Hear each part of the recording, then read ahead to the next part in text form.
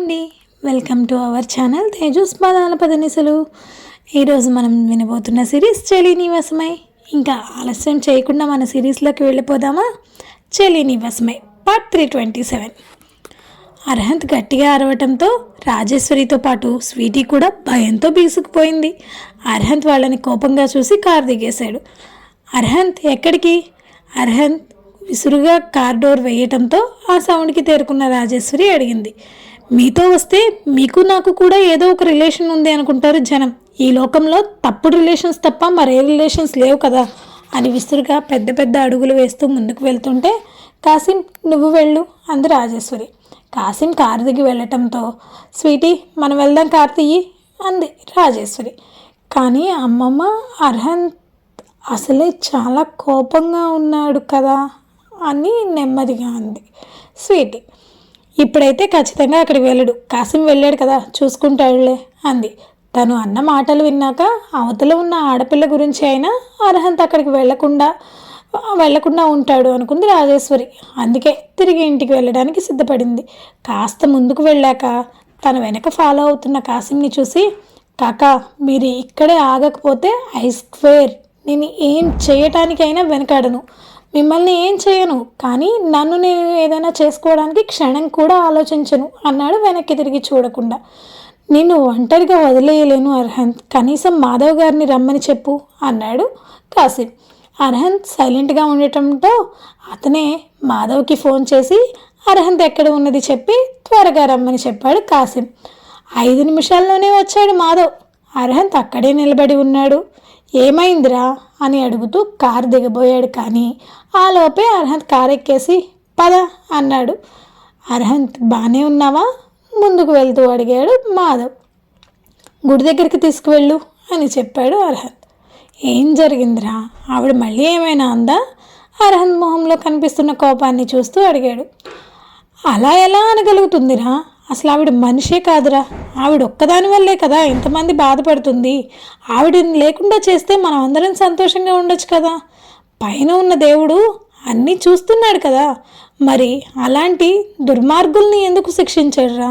అసలు ఆవిడకి ఏం కావాలరా?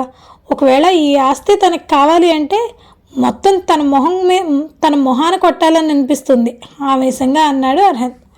అర్హంత్ రిలాక్స్, నువ్వు ఇంత స్ట్రెస్ అవ్వకూడదు అని అర్హంత్ని కూల్ చేయడానికి ట్రై చేశాడు మాధవ్. నా వల్ల అవ్వటం లేదురా, పాపం ఆ పిచ్చిది ఎలా భరిస్తుంది ఇదంతా? నాకు నిజం తెలిసిన ఈ 3 రోజుల నుంచే తనకు దూరంగా ఉండలేక నరక అనుభవిస్తున్నా. అలాంటిది ఆ పిచ్చిది కడుపుతో ఉండి కూడా నాకు దూరంగా ఉంటుంది. పైగా ఆవిడ టార్చర్. ఇంకా నా పెళ్ళి గురించి, మరో పక్క పిల్లల గురించి ఎన్ని టెన్షన్స్ భరిస్తుందిరా. నేను చూశాను కదా, ఆవిడ చూపు కూడా పడకూడదు అన్నట్టుగా పొట్టకి పవిట అడ్డం పెట్టుకుందిరా. తన భయాన్ని కూడా నా కోసం పక్కన పెట్టేసింది. ఏం చేయాలిరా? ఇదంతా ఎలా క్లియర్ చేయాలిరా? బాధగా వచ్చింది అర్హంత్ గొంతు. అర్హంత్ హాస్పిటలైజ్ అయిన దగ్గర నుంచి లోచన ఎంత సఫర్ అయిందో దగ్గరుండి చూశాడు మాధవ్. రాత్రుళ్ళు సరిగ్గా నిద్రపోయేది కూడా కాదు. కడుపులో ఉన్న బిడ్డ కోసం టైంకి తినేది, మిగిలిన టైం అంతా అర్హంత్ పక్కనే కూర్చునేది. చాలా భయం పెట్టేసుకుంది లోపల. తీరా అర్హంత్ లేచేసరికి తనని మర్చిపోయాడని ఎంతలా ఏడ్చిందో తను చూశాడు. ఆ రోజు రూప తనకి ఇంజెక్షన్ ఇచ్చి పడుకోబెట్టిన నిద్రలో కూడా ఏడుస్తూనే ఉంది. చివరికి శారదా గారు బిడ్డ గురించి మాట్లాడి తనని కన్విన్స్ చేసి, నా కొడుకు మీద నీ ప్రేమ మీద నమ్మకం ఉంచు అని బుజ్జగించి చెప్పారు.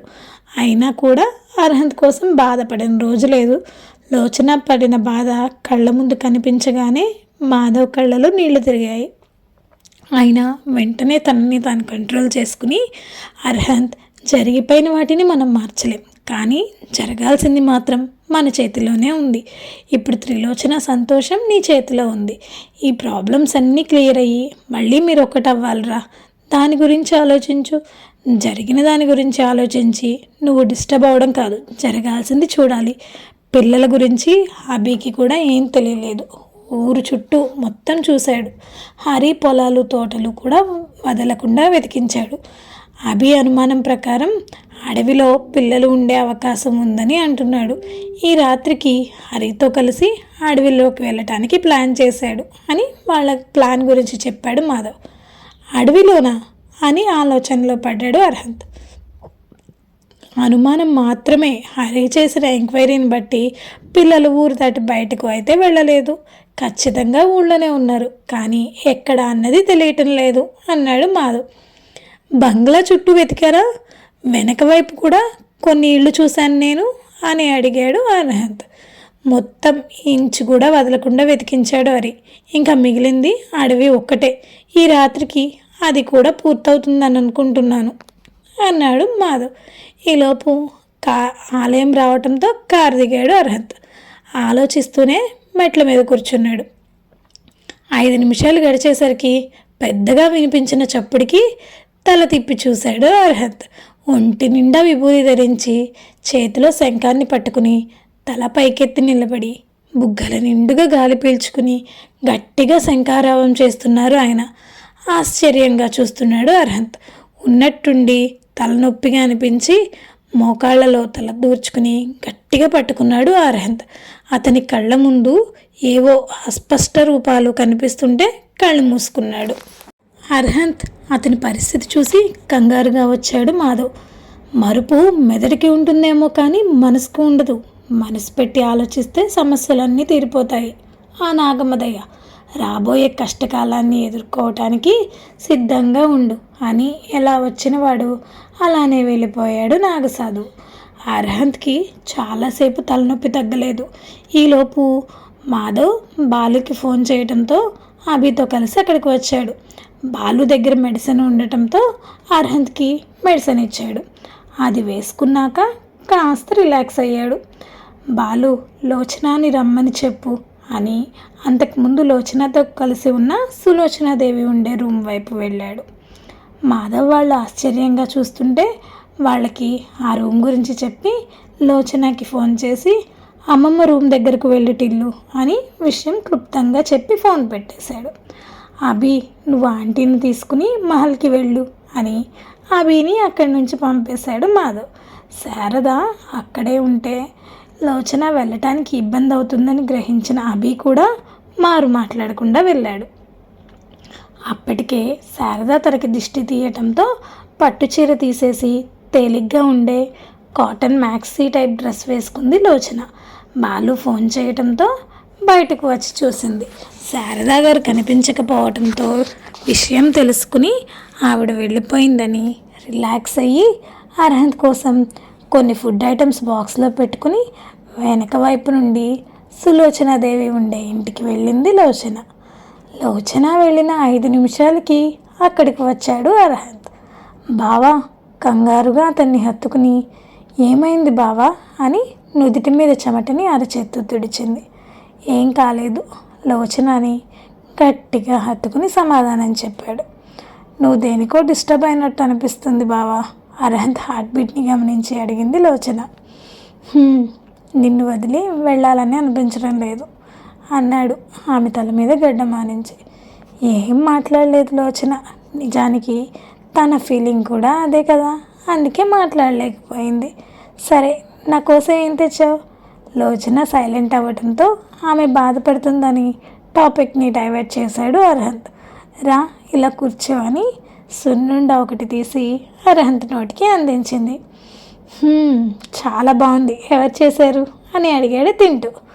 లక్ష్మి అత్త చేసింది. ఈ అలసంద వడలు రంగి చేసింది అని వాటిని కూడా తినిపిస్తూ చెప్పింది. నువ్వు తినాలి బంగారు. అందరూ స్వీట్స్ పెట్టేసరికి నోరంతా వికారంగా ఉంది. ఇప్పుడు ఏం తినలేను అంది లోచన. ఇవి కొంచెం తిను అని గారి ఒకటి పెట్టాడు అర్హంత్. ఇంకొద్దు బావా, తిన్నది కూడా బయటకు వచ్చేలా ఉంది, చాలా అనీజీగా ఉంది అంది లోచన. హాస్పిటల్కి వెళ్దామా అని అడిగాడు. అవసరం లేదు బావా, ఈ టైంలో నచ్చని ఫుడ్ తింటే ఇలాగే ఉంటుంది, ఏం కాదు, ఐఎమ్ ఓకే అంది నవ్వుతూ. నిండుగా గాజులున్న లోచన చేతులతో ఆడుతూ చాలా బాగున్నాయి అన్నాడు. నువ్వు తెచ్చిన గాజులు కూడా నాకు చాలా నచ్చాయి అంది లోచన. నా కోసం చాలా సఫర్ అవుతున్నావు కదా అని అడిగాడు అర్హంత్. బావా ప్లీజ్ అదంతా వద్దు, ఇప్పుడు ఈ టైం మనం కలిసి హ్యాపీగా ఉండాలి, నాకు అది చాలు అర్హంత్ని ఎత్తుకుని చెప్పింది. ఆమె తల మీద ముద్దు పెట్టుకుని అలా సైలెంట్గా ఉండిపోయాడు. లోచన కూడా ఏం మాట్లాడలేదు. ఒకరికొకరు హత్తుకుని ఆ మూమెంట్ని ఫీల్ అవుతున్నారు. సడన్గా అర్హంత్ ఫోన్ రింగ్ అవటంతో లోచనాని వదిలి దూరం జరిగి మొబైల్ని తీసి చూశాడు. మాధవ్ ఫోన్ చేశాడు. లిఫ్ట్ చేయగానే వెళ్ళాలిరా, మళ్ళీ ఆవిడకి డౌట్ వస్తుంది, ఇప్పటికే 2 hours అయిపోయింది అన్నాడు. వస్తాను అని ఫోన్ పెట్టేసి లోచన వైపు చూశాడు అర్హంత్. బేలగా చూస్తుంది తను. 2 రోజులు రా, ఈ ప్రాబ్లం సాల్వ్ చేసి నీ దగ్గరకు వచ్చేస్తాను, ట్రస్ట్ చేయి నన్ను అన్నాడు. బావా, మన బేబీని నువ్వే ఫస్ట్ ఎత్తుకోవాలని నీ దగ్గర ప్రామిస్ తీసుకున్నాను నేను. నువ్వు ప్రామిస్ కూడా చేసావు, ఈ విషయం మర్చిపోకు అంది కళ్ళ నీళ్ళు బయటకు రానివ్వకుండా. ఖచ్చితంగా నేనే ఫస్ట్ ఎత్తుకుంటాను లోచన నుదుటికి తన నుదుటిని ఆనించి చెప్పాడు అర్హంత్. ఏం మాట్లాడలేదు లోచన. వెళ్ళాలని లేదు బంగారు, ప్రాణం పోతున్నట్టు ఉందిరా అన్నాడు అర్హంత్. బావా ప్లీజ్ అంటూ పూర్తిగా అర్హంత్ ఫేస్ని తన ఫేస్కి టచ్ అయ్యేలా చేసి కళ్ళ నీళ్ళకి స్వేచ్ఛనిచ్చింది లోచన. తనని మాట్లాడనివ్వకుండా చేసిన ఆమె పెదవుల్ని అందుకుని ముద్దు పెట్టడం మొదలుపెట్టాడు అర్హంత్. అర్హంత్ చుట్టూ చేతులు వేసి అతనికి సహకరించింది లోచన. మూసుకున్న కనురెప్పల చాటున వారి కలయిక దృశ్య రూపంలో కనిపిస్తుంటే అర్హంత్తో విపరీతమైన ఎగ్జైట్మెంట్ కలిగింది. ఆ వేగాన్ని లోచన తట్టుకోలేకపోయింది. ఆమె ఊపిరి భారమవుతున్న వేళ దూరంగా జరిగి ఫేస్ అంతా ముద్దులు పెడుతూ ఐ లవ్ యూ బంగారు, నువ్వు నా ప్రాణంరా అన్నాడు కళ్ళు మూసుకుని. ఐ లవ్ యూ టూ బావా లోచన కూడా తిరిగి ముద్దులు పెడుతూ అర్హంత్ ప్రేమవాన్లు తడిచిపోయింది. నైట్ నీ దగ్గరకు వస్తాను, నా కోసం ఎదురు చూడు అన్నాడు దూరం జరిగి. వద్దు బావా ప్లీజ్, అర్థం చేసుకో, మన సంతోషం కోసం పిల్లల ప్రాణాలు ఆపదలో పెట్టకూడదు. ఇప్పటికే ఆవిడ ఏం చేస్తుందో అని భయంగా ఉంది నాకు. నువ్వు రిస్క్ చేయకు, నీ జ్ఞాపకాలు చాలా ఉన్నాయి నా దగ్గర, నేను ప్రశాంతంగా ఉంటాను, నువ్వు నా గురించి టెన్షన్ పడకు అని చెప్పింది లోచన. లోచనాన్ని భయపెట్టడం ఇష్టం లేక సరే అన్నాడు. కానీ ఖచ్చితంగా నైట్ రావాలని మనసులోనే అనుకుని బాయ్ చెప్పి మరోసారి ఆ పెదవుల్ని ముద్దాడి వెళ్ళిపోయాడు అర్హంత్. మరి అర్హంత్ అన్నట్టుగానే వస్తాడా తెలుసుకోవాలి అంటే మరో అప్డేట్ వరకు వేచి ఉండాలి. అంతవరకు సెలవు. మా వీడియో కనుక మీకు నచ్చినట్టయితే లైక్ చేయండి, కామెంట్ చేయండి, సబ్స్క్రైబ్ చేయండి, బెల్ కొట్టండి.